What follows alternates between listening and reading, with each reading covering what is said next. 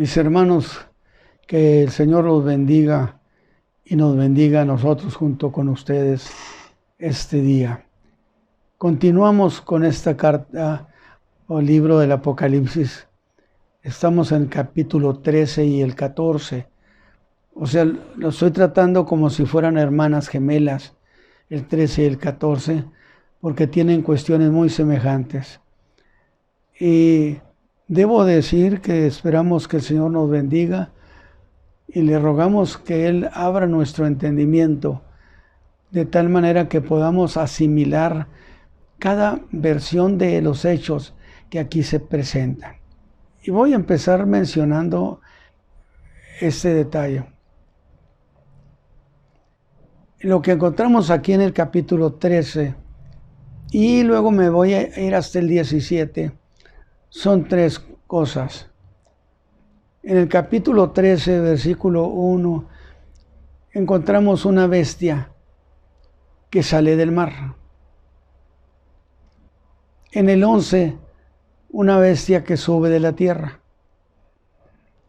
Y en el 17, una ramera que está asentada sobre muchas aguas. Y es muy importante este detalle que yo algo mencioné la ocasión pasada. Es decir, la bestia, la primera bestia, dije, sube del mar, que representa pueblos, muchedumbres, multitudes, bíblicamente. Por consecuencia, es una señal de que este líder alcanzó esa posición como resultado de un apoyo popular. ¿Por qué? Porque representa a pueblos, a muchedumbres, con lo que es el mar. Luego viene la segunda bestia, que en realidad es el falso profeta, pero que le da apoyo a la primera bestia. Pero lo que me interesa señalar es la mujer del capítulo 17, que está sentada sobre muchas aguas. No es sobre un mar. Esa diferencia de la primera bestia. La ramera está sentada sobre muchas aguas. Es un plural. De tal manera que esta mujer es religión, es una religión, pero que también tiene un apoyo popular, puesto que está sentada sobre muchas aguas. ¿A qué se refiere? Bueno, lo mismo, a muchedumbres, a gente, a pueblos, a lugares, a ciudades, donde tiene ella apoyo, con una diferencia, que ella está sentada sobre las aguas. Es decir, no está removiéndose o moviéndose o dependiendo de la cantidad de agua, sino que es un plural y habla de multitudes de zonas de agua. ¿Qué pudiéramos decir? ¿Cómo pudiéramos interpretarlo de manera adecuada? Bueno, que esta mujer religiosa tiene el apoyo de muchos lugares en todo el mundo, que la profecía aquí la menciona como lugar de muchas aguas, o sea, muchas aguas. ¿Por qué estoy mencionando esta cuestión así de esta manera? Porque es distinto la primera bestia. La primera bestia sube del mar, no permanece en el mar, pero es resultado del apoyo popular de muchedumbres que le dieron su aprobación. Incluso esto que le acabo de decir es bíblico. ¿En qué sentido? en que mismo Pablo le dijo a los hermanos de Tesalónica, miren, no vendrá el Señor, refiriéndose a la venida del Señor Jesucristo por su iglesia. Nada que ver con la segunda venida. La cuestión es lo siguiente, que la primera bestia sale del mar, no permanece en el mar. Mientras que la ramera, que es una religión, permanece sentada sobre muchas aguas. Y eso de permanecer sentada implica, por supuesto, que tiene una posición muy permanente. Esa es la ramera. Entonces tenemos en esta versión que nos presenta la profecía, que tenemos una primera bestia que viene siendo el anticristo. La ramera, la primera bestia del capítulo 13, versículo 1. Luego tenemos la segunda bestia, que esa sube de la tierra, que es el falso profeta. Y en tercer lugar tenemos a una mujer, a la ramera, sentada sobre muchas aguas. Es decir, esa mujer que representa una religión está apoyada por una diversidad de lugares, de pueblos, de aldeas, de ciudades, y permanece sentada sobre muchas aguas.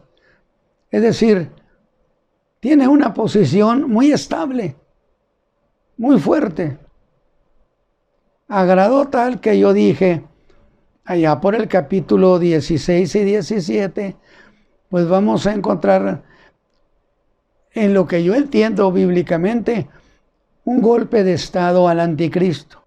Porque sostengo bíblicamente que el anticristo no es plenipotenciario y sufre un golpe político. Y 10 reyes ayudan a esa bestia, a ese líder geopolítico, y lo restablecen en su posición. Allí dejamos estas ideas.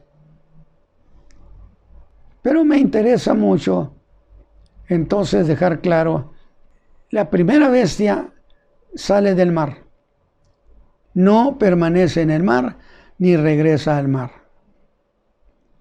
La segunda bestia sube de la tierra, nada tiene que ver con el agua. Mientras que la ramera, que representa una religión, es así, está sentada sobre muchas aguas, que me habla de una posición estable y permanente, del apoyo de una diversidad de pueblos. Quizá, por supuesto, no la totalidad de la raza humana, pero diversos pueblos, diversas aguas que la han de apoyar y la mantienen en su posición. La segunda bestia, en realidad, recibe el apoyo, el poder de la primera bestia. Y podemos decir que esta segunda bestia opera en favor de la primera. Solo estoy mencionando detalles. Pero yo quiero hacer lo siguiente. Hay muchas cosas que hemos dicho, pero que conviene tenerlas muy claras. La Biblia nos habla 2 profecías en el sentido de tiempos, de cambio de los tiempos. La primera cosa que nos presenta la profecía está en Lucas 21:24. Pero yo quiero dejar muy claro cuál es la razón de este pasaje Este pasaje particularmente está hablando de una profecía del Señor Jesús, en el sentido de lo que le espera a Jerusalén y al pueblo de Israel. Y miren lo que dice. La razón de este pasaje, mis hermanos, es anunciar tiempo y tiempos trágicos para Jerusalén y sus habitantes. Tengamos la idea. Este pasaje profético tiene que ver precisamente con cuestiones conflictivas contra la ciudad de Jerusalén y contra el pueblo de Israel. Miren lo que dice Lucas 21-24. Y es dentro de ese dominio, porque los gentiles dominan sobre el pueblo de Israel. Dentro de ese dominio gentil, dice el Señor Jesús, habrán de caer a filo de espada. ¿En manos de quién? En manos del mundo gentil. Y les anuncia que serán llevados cautivos a todas las naciones. Esta es una profecía que se empieza a cumplir el año 70, cuando Tito, con su ejército romano, destruyó Jerusalén y destruyó el templo. Aunque la historia dice que Tito no quería que sus soldados hicieran eso. Pero Josefo habla de un problema que se suscitó, que no lo voy a mencionar. Pero le dice, los van a llevar cautivos a todas las naciones. ¿A cuáles naciones? Pues ustedes van a quedar cautivos bajo las naciones gentiles en todo el mundo. Jerusalén será hollada o pisoteada de todas las gentes. ¿Quiénes? Del mundo gentil. O sea, yo quiero que usted note el énfasis. El Señor Jesús está diciendo, aquí para Jerusalén va a haber un problema que queda bajo el dominio del mundo gentil.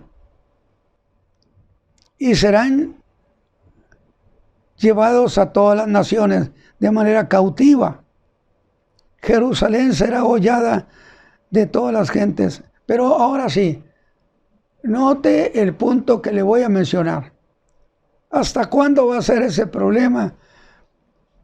Que ese pueblo, dijo el Señor Jesús, habría de vivir. El año 70, el general Tito destruyó Jerusalén y destruyó el templo. Pero ahí empezó el cumplimiento de esta profecía del Señor Jesús. Ahí empezó.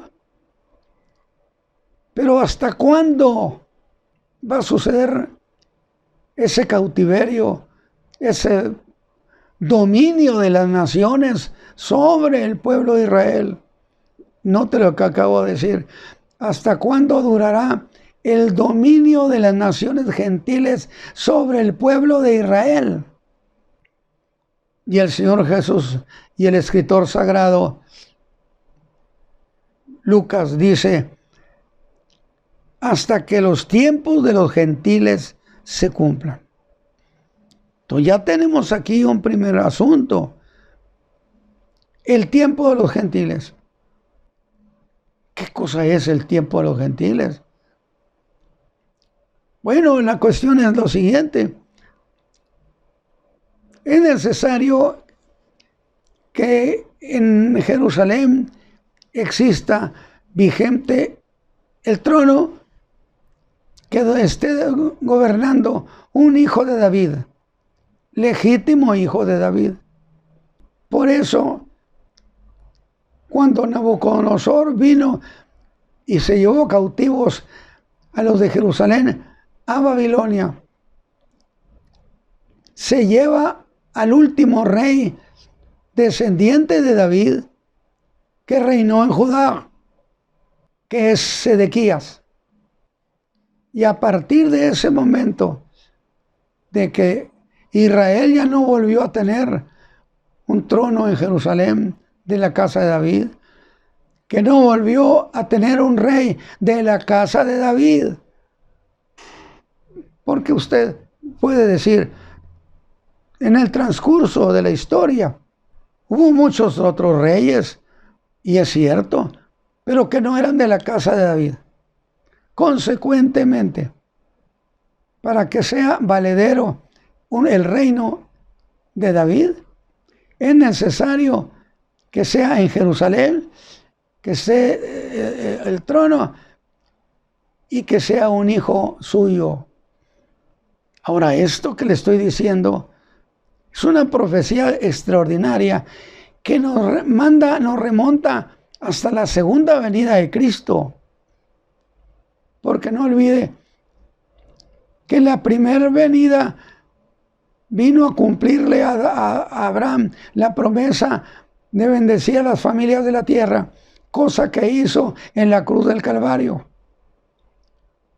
Cuando Él venga en su segunda venida, vendrá a cumplirle la promesa que le hizo a David, y por esta vez entonces, cuando Él venga Cristo Jesús, descendiente de David, legítimo descendiente de David, tendrá todo el derecho de sentarse en el reino, cumpliendo todos los requisitos que se exigían.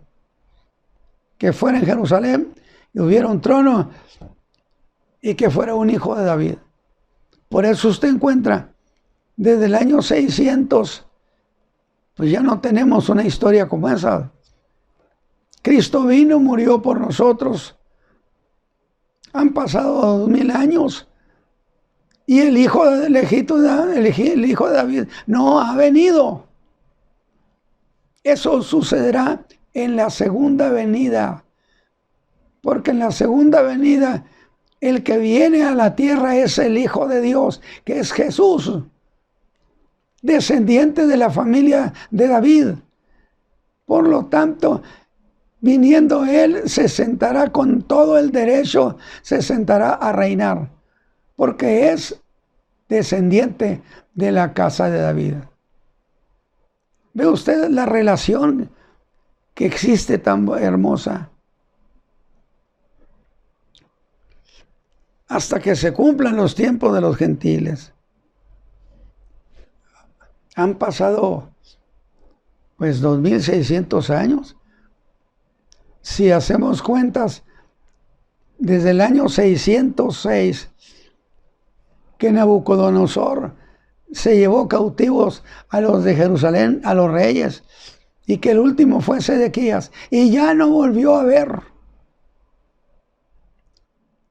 Y hasta donde se conoce cierta información o cierto punto de vista, es que se ha tenido cuidado de que no reclame un hijo de David, reclame el trono, porque entonces tendría que otorgársele el trono. Qué interesante es que se haya cuidado, vigilado, que un hijo de David no reclame el trono. Y tenemos entonces 2023 más 600 antes de Cristo. Tenemos 2600 años. Pero está escrita la profecía que el problema de esa mujer que dio a luz el hijo, que evidentemente lo hemos reconocido como Cristo, el hijo de David, como Cristo, el que descendió de ese pueblo, representado en esa mujer, estarán pasando tiempos muy malos. Incluso Daniel 12:1 dice que serán tiempos de angustia los que vendrán. Todavía Israel probará tiempos de angustia, cual nunca fue, dice Daniel. ¿Y hasta cuándo, Señor, se va a acabar todo eso? Una larga historia de dolor, de tristeza, de pena. Y el escritor sagrado dice, en este caso, pues el mensaje de Jesús, hasta que los tiempos de los gentiles se cumplan. Ya tenemos 2600 años. ¿No se han cumplido? No se han cumplido.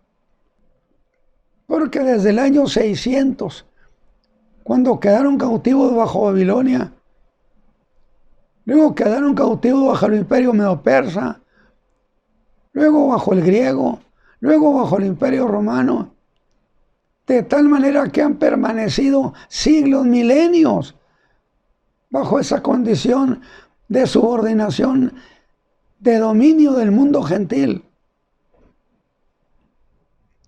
Cuando se les acabe ese dominio del mundo gentil, entonces se termina el tiempo malo para la mujer, para Israel. Yo espero que usted vaya asimilando esto que estoy diciendo. ¿Hasta cuándo esto va a durar? Y el escritor sagrado nos contesta y nos dice, cuando se alcance la plenitud de los gentiles. Oiga, qué interesante detalle. La plenitud de los gentiles. Fíjese usted que en Romanos capítulo 11, versículo 25, le está escribiendo a una iglesia en Roma, que era una iglesia gentil. No decimos que no haya habido pueblo de Israel, pero predominantemente era gentil. Y no dejaban de hacer una comparación los de la iglesia gentil de Roma, en el sentido de que a ellos, los gentiles, les había ido muy bien, cosa que no le había sucedido a los hijos de Israel. Y los creyentes romanos gentiles, dice mismo Pablo, lo contaban con arrogancia. Y Pablo les escribe a los gentiles que hablaban con arrogancia de cómo les había ido a los gentiles y de cómo les había ido a los hijos de Israel. Y advierte que eso termina cuando llegue lo que él llama la plenitud de los gentiles. ¿Y qué cosa es eso de la plenitud de los gentiles? Porque está asociado con el tiempo cuando en Israel se acaba ese problema de violencia contra ellos, de malos años, de angustia.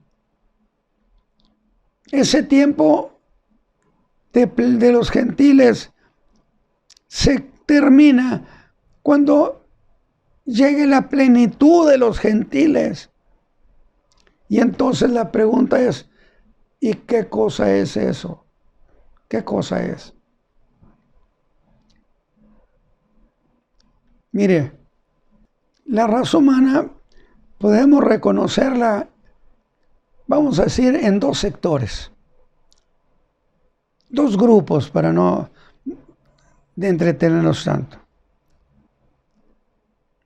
Son dos sectores de la raza humana que no son más que los judíos y los gentiles, no hay otro. Y precisamente entre esos dos grupos se da esa confrontación de resultados en el suceder de cada uno, donde los hermanos de la iglesia de Roma, los gentiles, se ufanaban de decir, a nosotros los gentiles nos ha ido muy bien, mientras que a los hijos de Israel, pues Dios no los ha apoyado. ¿Cuántas cosas dirían? Porque Pablo dice que lo hacían con arrogancia. Y yo puedo pensar que lo hacían hasta con cierta burla, mofa, porque Pablo llama la atención a eso. El escritor sagrado nos confronta con lo que sucede en los tiempos, de tal manera que la narración profética que cuenta el apóstol Juan en Apocalipsis no es ajena a todo este suceder. Hermanos, estamos en Apocalipsis 13.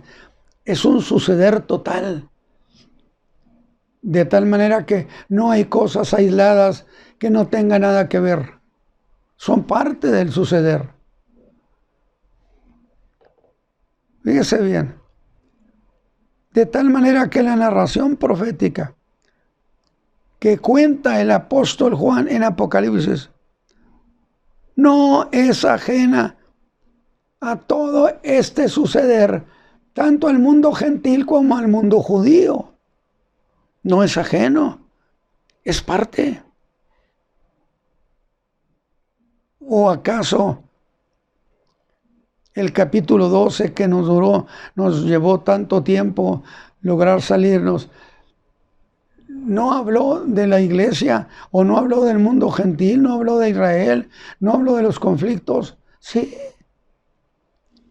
Pero estaba ya entrando al capítulo 13, pero siguen siendo suceder integral de lo que habría de venir en la tierra.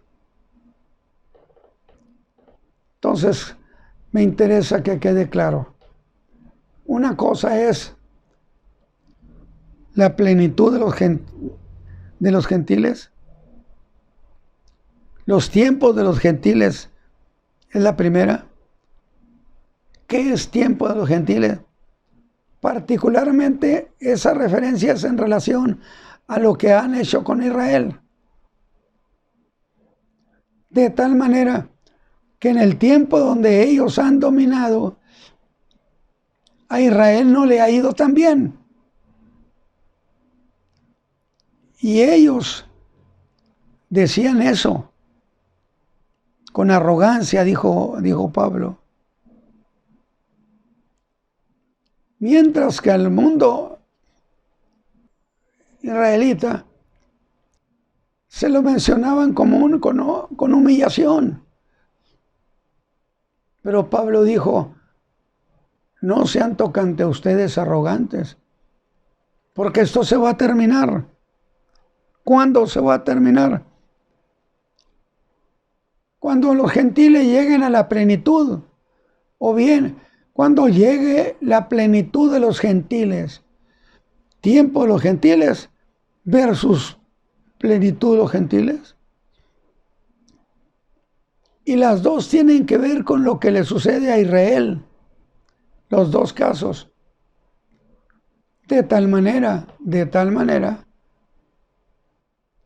que ¿qué cosa es plenitud de los gentiles? La plenitud de los gentiles empieza a partir de que el Señor Jesús muere por la raza humana y ordena que se les anuncie a los judíos y a los gentiles, se les anuncie la salvación en su nombre. Y a partir de ese momento, el mundo se llenó de iglesias, el mundo gentil se llenó de iglesias cristianas, que es una cosa tan extraordinaria, que yo lo mencionaba cuando hablé sobre el libro de los Hechos, que sube al imperio César Augusto y hace un decreto de la paz romana, donde las naciones que estaban bajo la tutela o el dominio de Roma, y en ese caso ya del imperio romano, dejaran de tener guerra entre ellos, que hubiera paz, coincidiendo eso con lo que habían cantado los ángeles, en la tierra paz y buena voluntad para con los hombres. Pero eso trajo un cambio extraordinario de bendición para la salvación de la raza humana. Porque hasta ese momento las guerras impedirían que pudiera haber evangelización. Pero entonces César Augusto ordena que a las naciones que caigan bajo su dominio no les exijan cambiar de manera de vivir ni de pensar, que sigan siendo como han sido. Y esto causó una gran aceptación en las naciones conquistadas. Pero ¿cuál es el asunto que tendríamos aquí que ver? Porque usted dice, naciones conquistadas, ¿en qué forma favorece al Evangelio?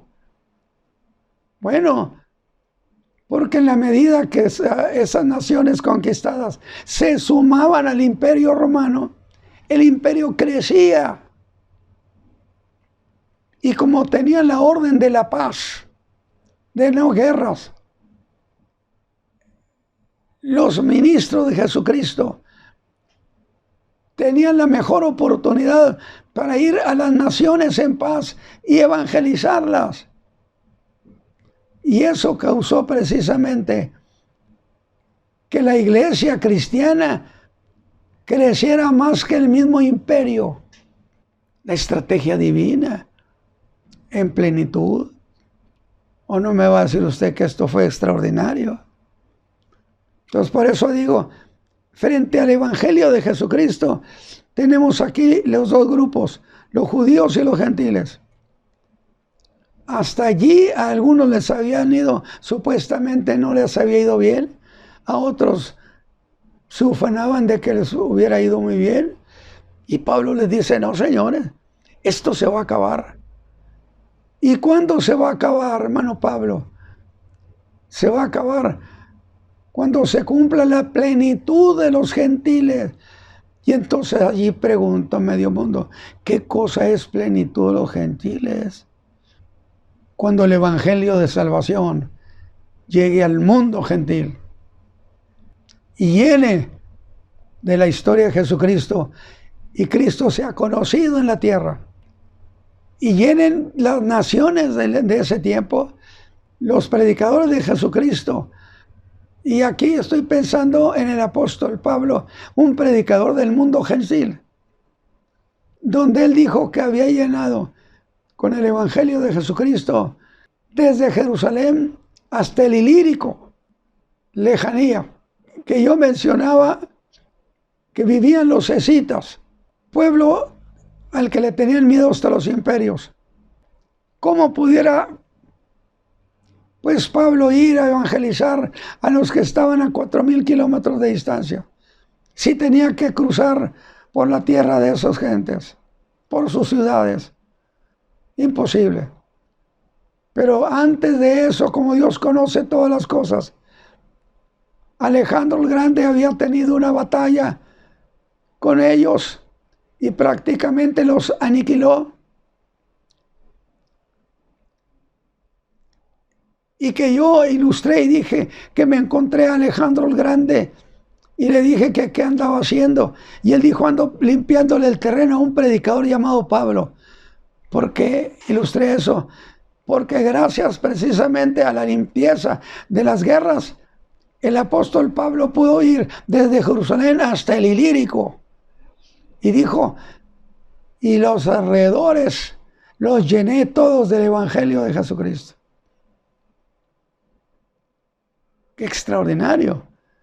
Entonces, por eso mencionaba yo esta historia, porque tiene que ver mucho, porque gracias a eso el mundo se llenó de la historia de Cristo Jesús. Y a partir de eso, el Señor Jesús empezó a ser famoso hasta el día de hoy.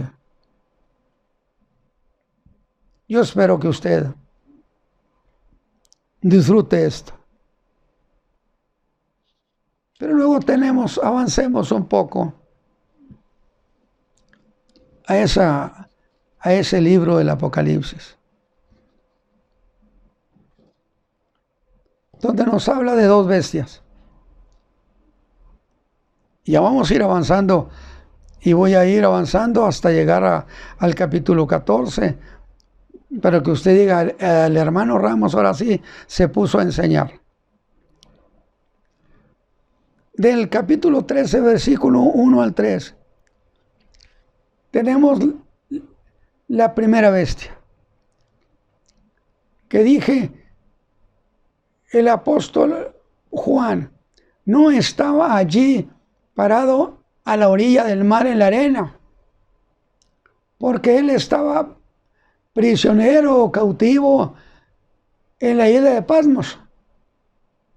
Consecuentemente, la única forma que que Juan vio todo lo que iba a suceder, necesariamente fue por medio de visión. En una visión él vio todo esto que está empezando a contarnos. No estaba él presente, porque estaba en la isla de Patmos. Allá no se podía salir. Y el capítulo 13, donde ya empezamos con la primera bestia, que es el anticristo. Ahora sí, este es el principio de la gran tribulación. La gran tribulación no son 7 años. Normalmente los creyentes dicen, son 7 años de gran tribulación. No. La gran tribulación, o la última semana profética de Daniel, que es a la que se refiere. Acuérdese, quedó pendiente la semana 70. Estaba dividida en 2. Y las 2 eran de 3 años y medio. La primera parte, la primera etapa, representada por el caballo blanco de los primeros capítulos del Apocalipsis, donde al parecer no había conflictos de gran trascendencia, conflictos bélicos, que pudiéramos pensar, pues son conflictos semejantes a los que se dan en la gran tribulación. No había tal cosa. ¿Y qué sucedió?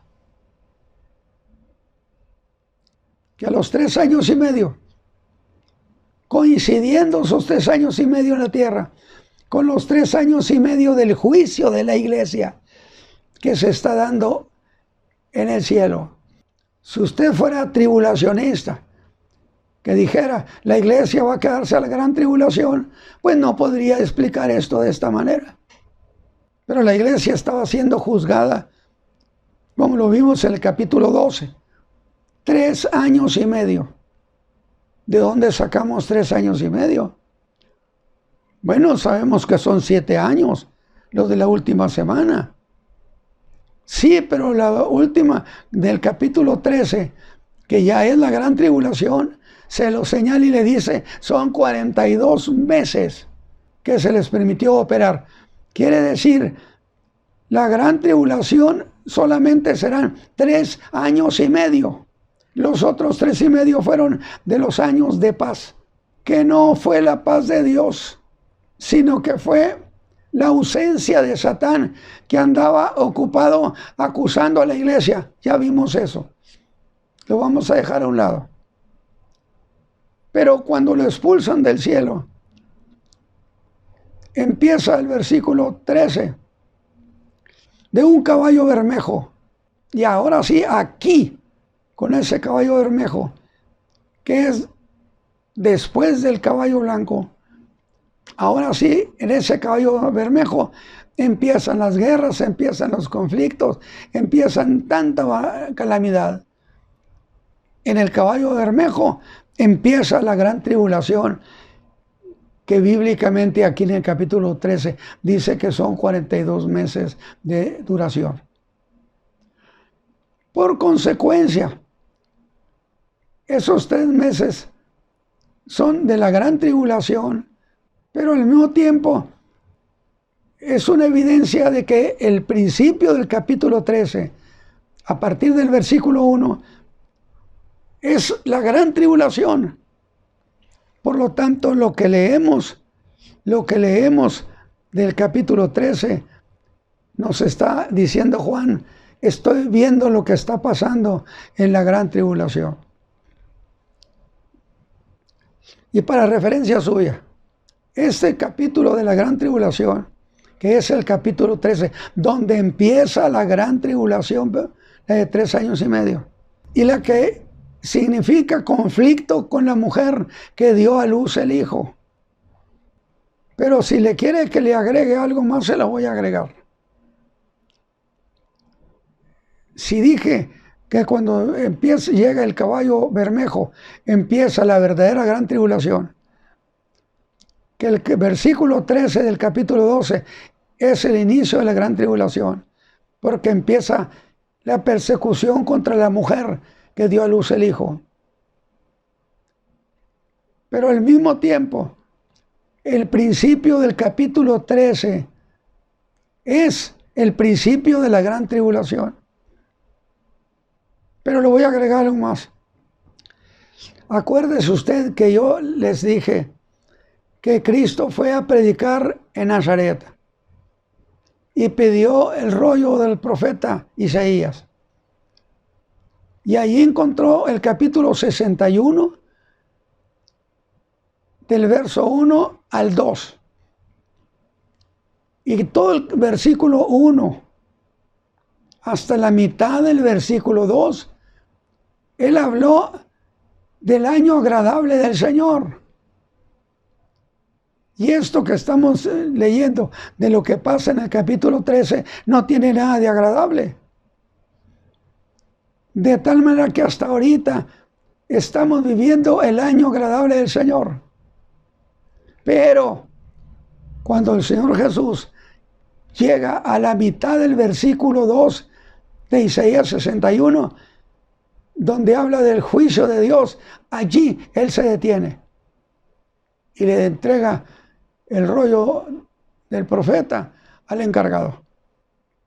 Entonces, allí empieza en el versículo 2, a la mitad, es consistente con la gran tribulación.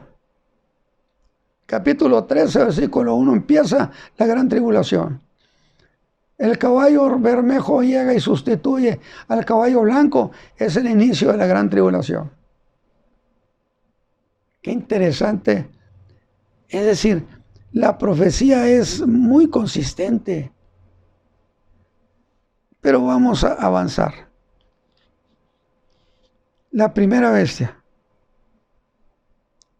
Hay que tener en cuenta el capítulo 13, que es la gran tribulación.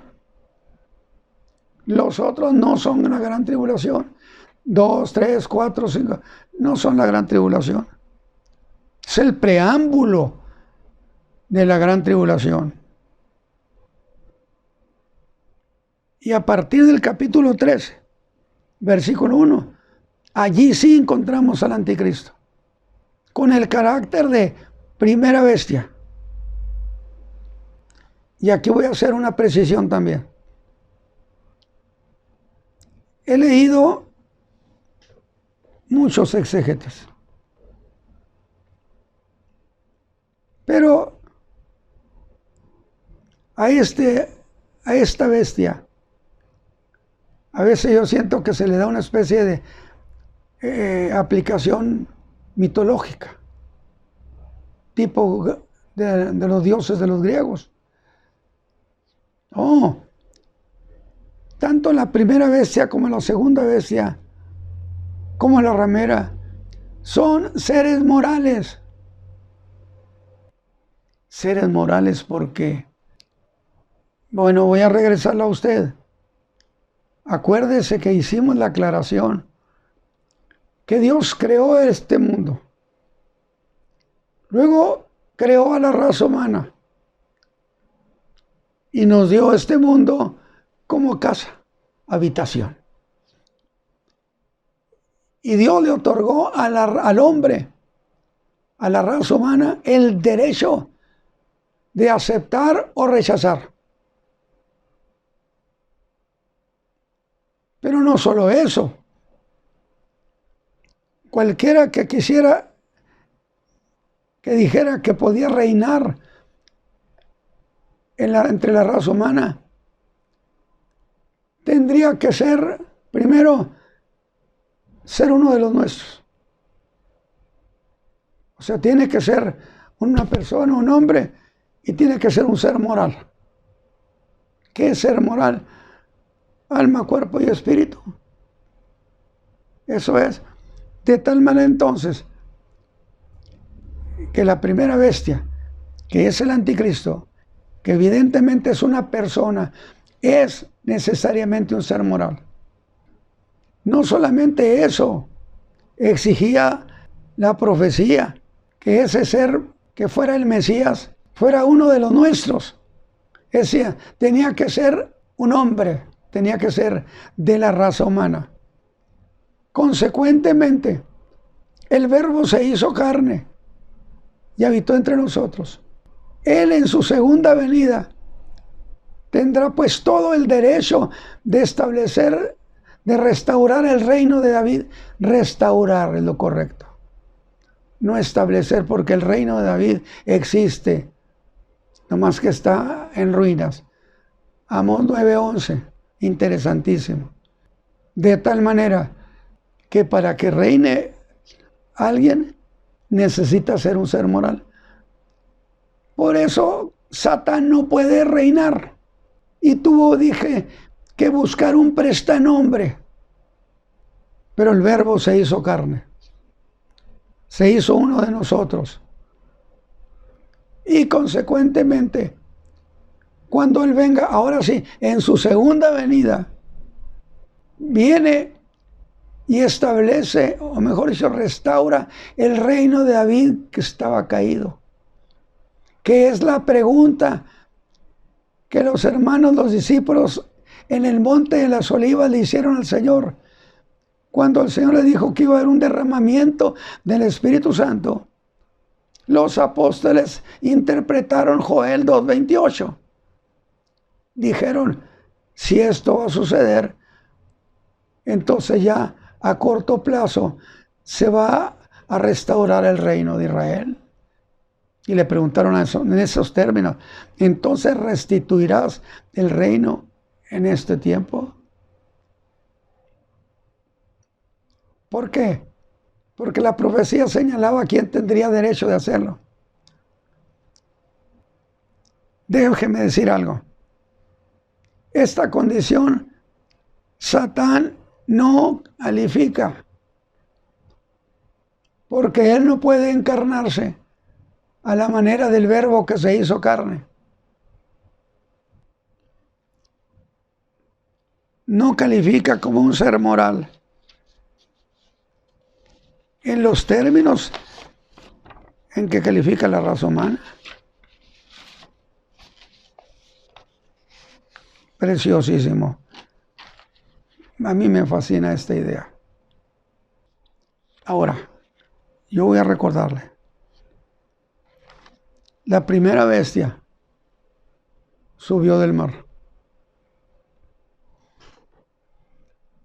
Y yo dije, me parece que las arenas donde él estaba eran en el mar Mediterráneo. Alguien me puede preguntar, hermano, ¿y por qué se atreve a decir que era el mar Mediterráneo? Si está, por ejemplo, el Océano Atlántico, el Pacífico, que son, por supuesto, mares mucho más grandes que los del Mediterráneo. Sí, nada más que cuando los comparamos con lo que se conocía en ese tiempo, el mar Mediterráneo cubría eso. Y los gobiernos y las naciones que dependían de Roma, principalmente estaban en las orillas del mar Mediterráneo. Entonces, yo me atreví a decir eso, y lo vuelvo a decir. Me parece que pudo ser en el mar Mediterráneo, esa visión. Como ¿Cómo no va a ser posible si Daniel 7 dice que en el gran mar estaban luchando 4 potencias espirituales y que de ahí salieron aquellos 4, el león babilonio, el oso medo-persa, el leopardo griego y el imperio romano y el romano? Entonces, si hay Biblia por lo menos para decir, aquí sí sucedieron estas cosas, ¿por qué no va a suceder que Juan la visión la tuvo? Es precisamente en el mar Mediterráneo. Visión, dije, no que estaba allí. Hay algo que quiero enfatizarlo. Déjeme decirlo así. Se permitirán, porque mi Biblia en el capítulo 13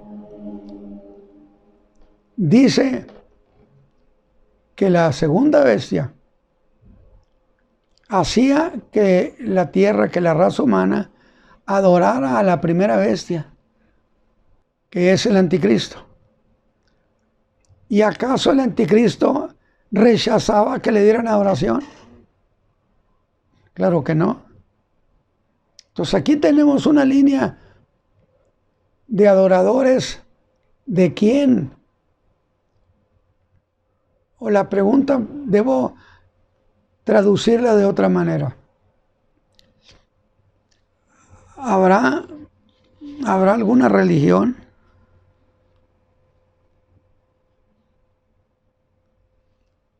en el tiempo del anticristo? ¿Por qué no lo vemos?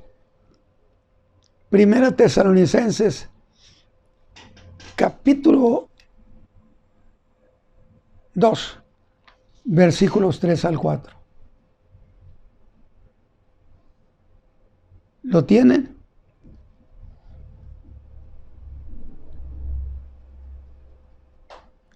Mis hermanos, voy a corregir algo. Yo dije primera a los tesalonicenses, por decir segunda a los tesalonicenses. Por supuesto dije, se me pierde y no lo encuentro. Pero entonces lo voy a leer, porque la pregunta, ¿cuál fue? ¿Habrá alguna religión en la época del anticristo? Mire lo que dice.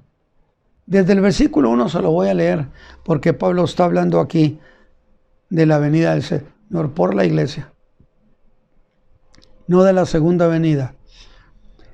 Empero rogamos, hermanos, cuanto a la venida de nuestro Señor Jesucristo y nuestro recogimiento a Él, está hablando del arrebatamiento de la iglesia, que no os mováis fácilmente de vuestro sentimiento, ni os conturbéis, ni por espíritu, ni por palabra, ni por carta como nuestra, como que el día del Señor está cerca. El día del Señor se refería, ese sí, a la segunda venida. No se engaña a nadie en ninguna manera. Ojo, porque no vendrá, ¿quién? El Señor, sin que venga antes la apostasía y se manifieste el hombre de pecado, el hijo de perdición. El Señor no viene sin que antes venga la apostasía, y hasta ya la tenemos encima en la iglesia, en el mundo, aunque digan que no. Pero tiene que venir primero la apostasía y luego la manifestación del hombre de pecado, del anticristo. Y dije, ¿qué cosa es manifestarse? Es darse a conocer. ¿Y qué hace? Mire usted. Porque la pregunta fue, ¿habrá religión? Oponiéndose y levantándose contra todo lo que se llama Dios o que se adora. Oiga, ¿pero qué no lo acaban de adorar a Él? Tanto que se asienta en el templo de Dios como Dios, haciéndose parecer Dios. O sea, no va a aceptar que exista ninguna religión en el tiempo de su gobierno, que no son más que 7 años, ni un sexenio, bueno, casi como un sexenio. No permitirá adoración, pero él sí. Entonces será la religión de la adoración del hombre. Porque en el capítulo 13 lo adoran al dragón y a él. La segunda bestia hace que la tierra lo adore, dándonos a conocer que existirá una forma de adoración y culto de adoración, pero no a ningún Dios, no al Dios de los cielos, ni a ningún otro Dios que mencione la raza humana. Nadie. Pues ¿a quién? ¿Y quién ha estado aquí siendo adorado? Exclusivamente la primera bestia. Exclusivamente el anticristo aceptará adoración a él. No aceptará a nadie más, pero él sí quiere ser adorado. Entonces, ¿cómo llamaríamos esto? Pues la religión del hombre. No sé, creo que ya el tiempo se nos terminó. Y bueno, la próxima ocasión voy a ser más ágil. Pero yo espero que ustedes hayan podido asimilar esta cuestión. Padre eterno, te rogamos que nos bendigas con tu palabra. De tal manera, Señor, que esto que hemos enseñado se convierta en conocimiento que bendice el alma. Padre eterno, bendice a tus hijos que han escuchado esta enseñanza, esta reflexión. Yo te ruego, Señor, que sucedan muchas cosas de bendición para ellos, a ellos y a sus hijos, por Cristo Jesús. Amén.